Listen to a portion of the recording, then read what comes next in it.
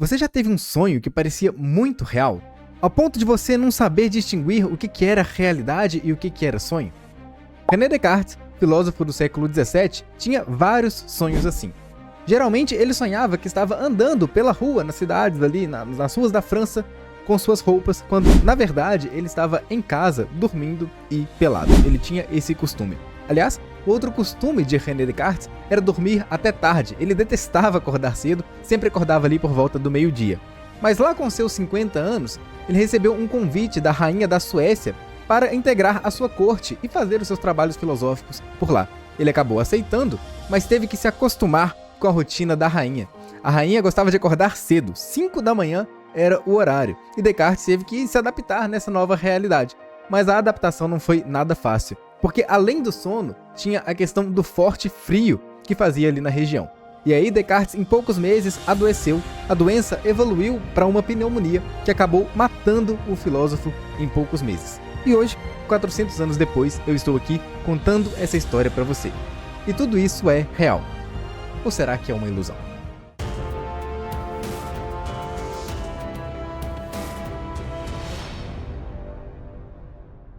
Todo mundo já passou por alguma desilusão na vida. Alguma pessoa em quem você confiava plenamente, mas essa pessoa acabou traindo a sua confiança. Comigo, isso aconteceu aos 9 anos de idade com a pessoa em quem eu mais devia confiar. A vida toda, minha mãe mentiu pra mim. Porque com 9 anos, eu descobri que Papai Noel não existia. Ela contava essa mentira pra mim todos os anos no dia 25 eu tinha lá os presentes do Papai Noel para abrir.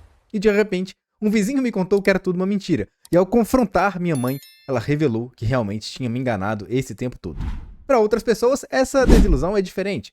Pode ter sido um namorado que dizia que te amava, apesar das péssimas coisas que ele fez com você, ou pode ter sido seu chefe, que jurava que ia aumentar seu salário, mas, na verdade, esse plano nunca se concretizou. O fato é que viver numa ilusão é ruim, e todo mundo sabe disso. A dor de descobrir a verdade, de descobrir que foi enganado, ela é muito grande e às vezes até mesmo insuperável.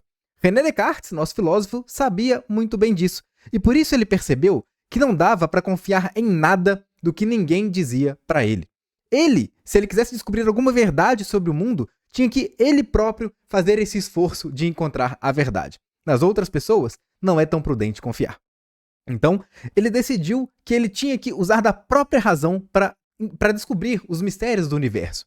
Será que o Sol é realmente o centro do sistema solar? Bom, como que ele poderia ter 100% de certeza disso? Será que existe realmente uma alma que segue existindo depois que o nosso corpo morre? Como que ele poderia ter alguma certeza disso? Foi pensando nesse tipo de coisa, para não passar a sua vida inteira cercado de dúvidas, que Descartes decidiu exatamente duvidar de tudo aquilo que ele já tinha acreditado.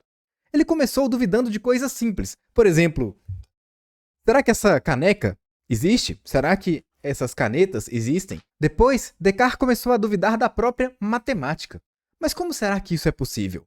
Porque sonhando ou acordado, não importa. 2 com 3 somam 5. Isso parece um fato inegável. Como que dá pra gente duvidar que 2 mais 3 são 5?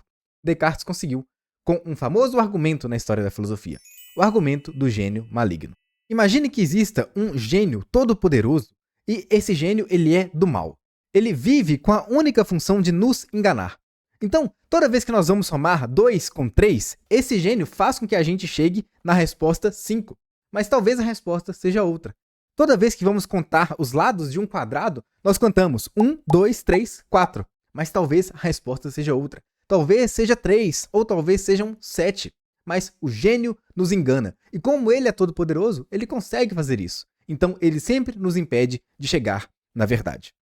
Descartes escreve o seguinte: supondo que não há um verdadeiro Deus, Senhor da verdade, mas sim um gênio maligno, enganador e poderoso, que empenha toda a sua habilidade para me enganar, talvez eu não possua mãos, nem olhos, nem carne, nem sangue, mas acredite falsamente possuir todas estas coisas.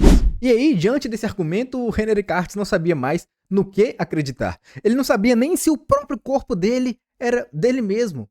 Talvez ele nem mesmo existisse. E aí, foi nessa rua sem saída que ele acabou achando uma solução para o problema do ceticismo. para o problema de não acreditar em nada, de achar que não dá para saber nenhuma verdade sobre o mundo. Descartes percebeu que ele estava duvidando de tudo. Então, era um fato que ele duvidava. Agora, ele poderia até mesmo duvidar da sua atividade de duvidar. Mas, de todo modo, ele ainda estaria duvidando.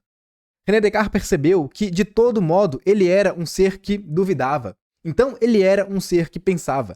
E só é possível pensar se você existir. Penso, logo existo. Essa foi a conclusão. Se ele estava duvidando de tudo, ele pensava. E se ele pensava, ele existia.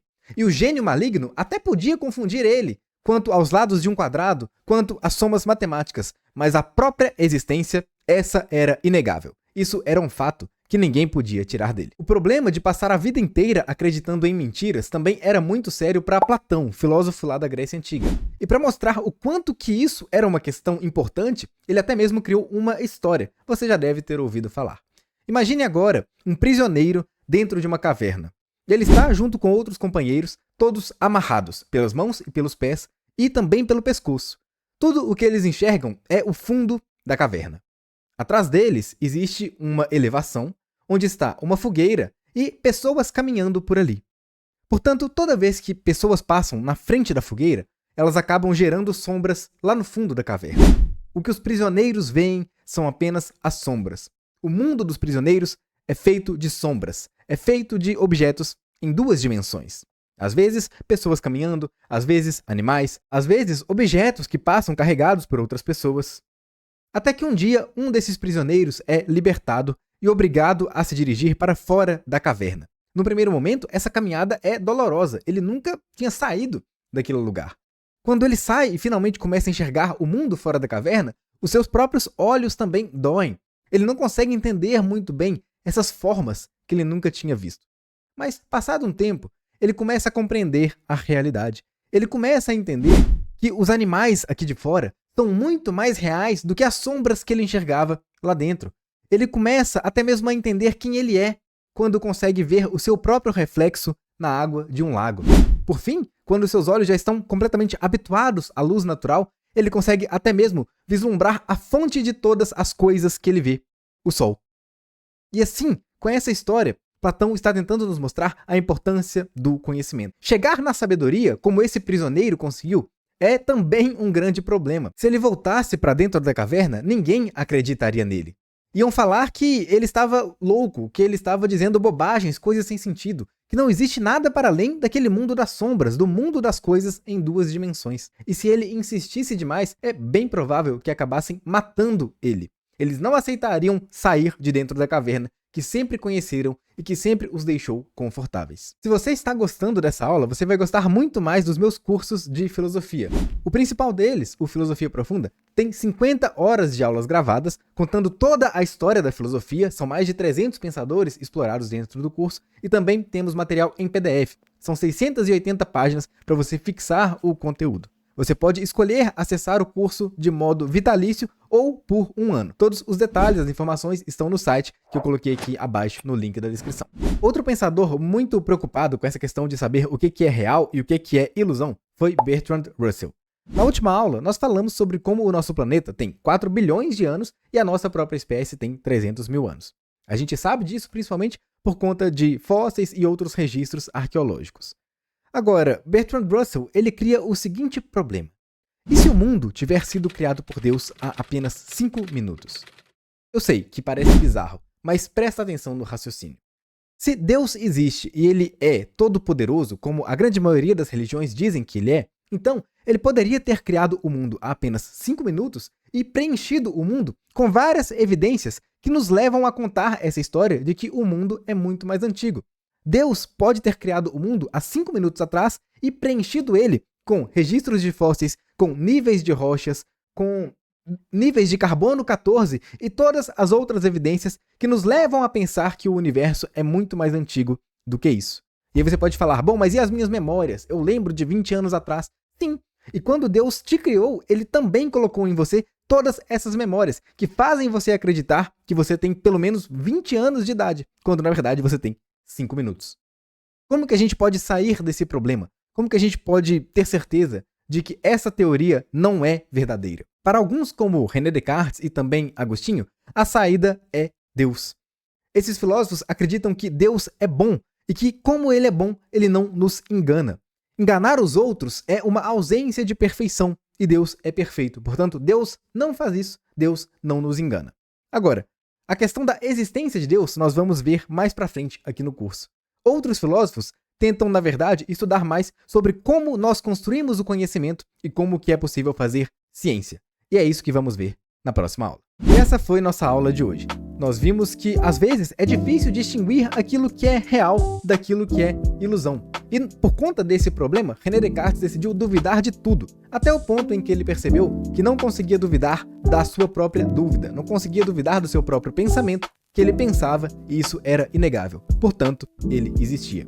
Já Platão criou o mito da caverna para mostrar o quanto perdemos se passarmos a vida inteira no meio de ilusões. Quando existe um mundo lá fora da caverna que é muito mais colorido, que é muito mais rico, que é muito mais complexo e que tem a beleza da luz do sol, a beleza da luz da verdade. Já Bertrand Russell sugere que o mundo pode ter sido criado há 5 minutos por Deus e por isso vamos precisar estudar mais sobre como se faz ciência.